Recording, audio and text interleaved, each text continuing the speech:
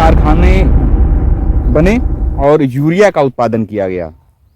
तो भारतवर्ष का पोजीशन, जो भारत की स्थिति थी वो ये थी कि भारत का जो किसान था, जो परंपरागत किसानी जिस तरह से कृषि होती थी उसमें जैविक खाद का प्रयोग होता था और अंग्रेजों ने सूझबूझ के द्वारा अपने जो ब्लॉक डेवलपमेंट ऑफिसर होता है, यानी कि जिसे हम लोग बीडीओ जानते हैं बीडीओ के नाम से, तो बीडीओ का जो बीडीओ होता है उन बीडीओ ने गांव-गांव जाकर के किसानों को फ्री ऑफ कास्ट मुफ्त में यूरिया खाद उपलब्ध कराई कि किसानों की ज़मीन को नशे का आदी बना दिया जाए। उसी तरह से जैसे हम में से बहुत सारे लोग वाइन यानी कि शराब मदिरा का सेवन करते हैं और आदी हो जाते हैं, नशे के आदी हो जाते हैं, वैसे ही किसान की जो ज़मीन है उसको रासायनिक खाद के माध्यम से उसकी जो उर्वरा शक्ति है उसको नष्ट करने का एक षड्यंत्र रचा गया।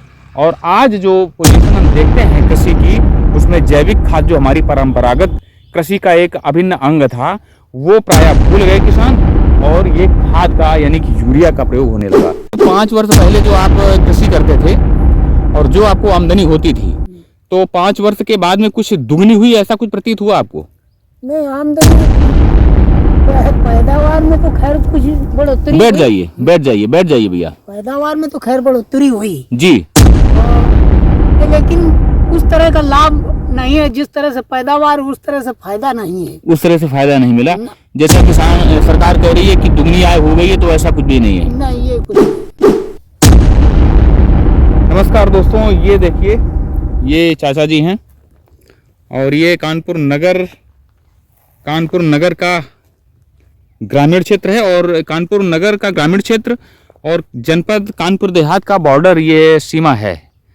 तो ये जनपदों के सीमांत क्षेत्र, ये जनपद दो जनपदों का चल रहा है। और एक चीज़ है जो हम आप लोगों से शेयर करेंगे कि ये आप जो जोत देख रहे हैं गेहूं का, ये गेहूं की फसल है जो हरितमा है, ये किसानों का पराक्रम है। 18वीं सदी में जब अंग्रेज़ों का शासन था, औद्योगिक क्रांति जब शुरू हुई तो उसमें खाद के कारखाने बने और यूरिया का उत्पादन किया गया। तो भारतवर्ष का पोजीशन, जो भारत की स्थिति थी वो ये थी कि भारत का जो किसान था, जो परंपरागत किसानी जिस तरह से कृषि होती थी उसमें जैविक खाद का प्रयोग होता था और अंग्रेज़ों ने सूझबूझ के द्वारा अपने जो ब्लॉक डेवलपमेंट ऑफिसर होता है, यानी कि जिसे हम लोग बीडीओ जानते हैं बीडीओ के नाम से, तो बीडीओ का जो बीडीओ होता है उन बीडीओ ने गांव-गांव जाकर के किसानों को फ्री ऑफ कास्ट मुफ्त में यूरिया खाद उपलब्ध कराई कि किसानों की ज़मीन को नशे का आदी बना दिया जाए। उसी तरह से जैसे हम में से बहुत सारे लोग वाइन यानी कि शराब मदिरा का सेवन करते हैं और आदी हो जाते हैं, नशे के आदी हो जाते हैं, वैसे ही किसान की जो ज़मीन है उसको रासायनिक खाद के माध्यम से उसकी जो उर्वरा शक्ति है उसको नष्ट करने का एक षड्यंत्र रचा गया। और आज जो पोजीशन हम देखते हैं कृषि की, उसमें जैविक खाद जो हमारी परंपरागत कृषि का एक अभिन्न अंग था वो प्रायः भूल गए किसान और ये खाद का यानी कि यूरिया का प्रयोग होने लगा। अव्वल तो ये है कि 18वीं सदी में जब बीडीओ के माध्यम से यानी कि ब्लॉक डेवलपमेंट ऑफिसर के माध्यम से अंग्रेज़ों ने किसानों को यूरिया खेत में डालने के लिए प्रेरित किया, यहाँ की ज़बरदस्ती भी करने लगे। ज़बरदस्ती खेतों में यूरिया का खाद का छिड़काव होता था। तो अब किसानों की जो ज़मीन है वो रासायनिक खाद जो होती है उसकी आदी हो चुकी है और ये हमारी जो ज़मीन है, किसान की जो खेती है उसको नष्ट करने का बहुत बड़ा षड्यंत्र था और इससे विभिन्न प्रकार की बीमारियां भी होती हैं, आप में से बहुत सारे लोग जानते होंगे।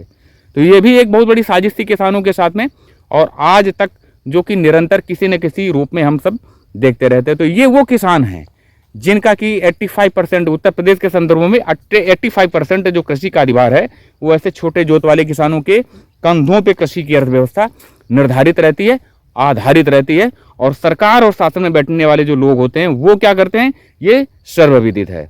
अब अगर जानकारी करें तो 2018-19 के बाद किसानों की जो आय दुगनी का वादा वर्तमान केंद्र सरकार ने किया था, तो किसानों की आय कितनी दुगनी हुई जरा जानकारी कर लेते हैं। क्या नाम है भैया?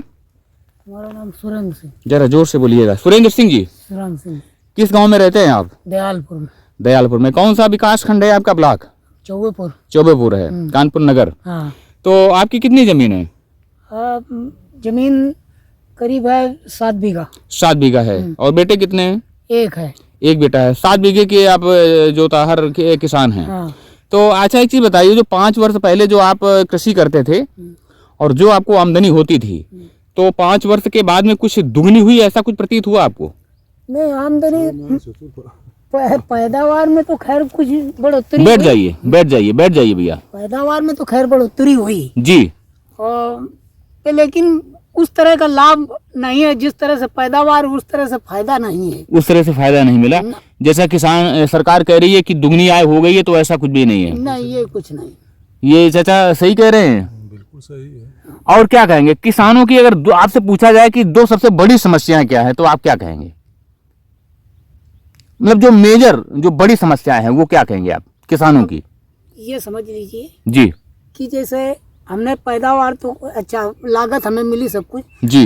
उस आधार पर, यानी जो हमें लागत लगाने के लिए मिलता है, जैसे खाद वगैरह है, तो महंगा भी गेहूँ बिकता है, महंगाई के हिसाब से महंगी हमें वो चीजें मिलती हैं जो उसमें लगाने योग्य हैं। जैसे खाद है, दवा है जी, और तमाम तरह की दवाइयाँ पड़ती हैं, तो वो हमें फायदा उसमें क्या है? फायदा तो उतना नहीं है। आपके हमें क्या कहने बचता है? आपके कहने का मतलब है कि जो आपको किसान निधि के माध्यम से या जो भी कृषि में जो सब्सिडी दी जाती है, हाँ, वो सब्सिडी से अधिक तो महंगाई है। महंगाई है। जो खाद और ये जो सिंचाई का सिस्टम है, हाँ, इसमें सब आपका व्यय अधिक, यानी कि फसल की जो उपज की लागत है वो बढ़ जाती है। लागत ज्यादा पड़ती है। तो ये जरा खड़े हो जाइएगा, जरा खड़े हो जाइएगा। बचता है तो ये खाने भर के लिए बचता है। खाने भर के लिए बचता है। तो ये वही चीज है जो 2015-16 में जो कृषि मंत्रालय जो कृषि मंत्रालय ने जो एक कमेटी बनाई थी कि किसानों की आय दुगनी करने के लिए जो एक अध्ययन किया था, उस कमेटी ने ये जोर दिया था कि किसानों की आय जो है, ये किसानों की आय को दुगनी करने के लिए जो किसानों की जो कृषि का उपज होता है, उसमें जो लागत होती है उसकी वृद्धि को, यानी कि लागत को कम से कम किया जाए। ये भी किसानों की आय को दुगनी करने के लिए एक महत्वपूर्ण एक सोपान था, जिसका पालन नहीं हुआ। क्या लगता है, ऐसा पालन हुआ? नहीं आपकी जो हमें तो समझ में नहीं आ रहा। नहीं आया। ना। उपज जो है उसकी लागत जो है वो बढ़ रही है। हाँ, उससे लागत तो ज्यादा ही है और एमएसपी उसके मुकाबले बहुत कम है। बहुत कम है। पानी का साधन है नहीं। पानी का साधन है नहीं। हम लोग पर फसल सूख रही है। तो ये उत्तर प्रदेश के जो मध्य उत्तर प्रदेश है, वहाँ के छोटे किसान हैं और इनकी स्थिति आप लोग देख रहे हैं। आप में से बहुत सारे लोग गांव में वीडियो देखते हैं, तो ये समझ में आ जाता है कि ये जो आपको दूर तक की जो हरितमा दिखाई पड़ रही है, जो दिख रही है, वो छोटे छोटे जोत वाले किसान हैं और इनका खुद का स्वयं का पराक्रम होता है जो इस तरह की हरितमा दिखती है, और उत्तर प्रदेश गेहूं के उत्पादन में रिकॉर्ड तोड़ता है। हाँ, तो ऐसे किसानों का उसमें योगदान रहता है। और सरकार क्या कह रही है उसके आगे ऐसे जो किसान हैं वो बहुत बड़े सवालिया निशान बन के रह जाते हैं। बहुत बड़ा सवाल, सिस्टम के आगे ऐसे किसान होते हैं जिनका कि समाधान, इनकी समस्याओं का समाधान करना सरकार के सोपान में बैठने वाले उन लोगों के लिए अपरिहार्य हो जाता है, जो कि चुनावी मंचों से बड़े बड़े वायदे करते हैं। तो अब ये जो सिलसिला है ये आगे बढ़ता है और कानपुर नगर का जो ये सीमा है, चौबेपुर ब्लॉक बोलते हैं, यहाँ आगे बढ़ते हैं।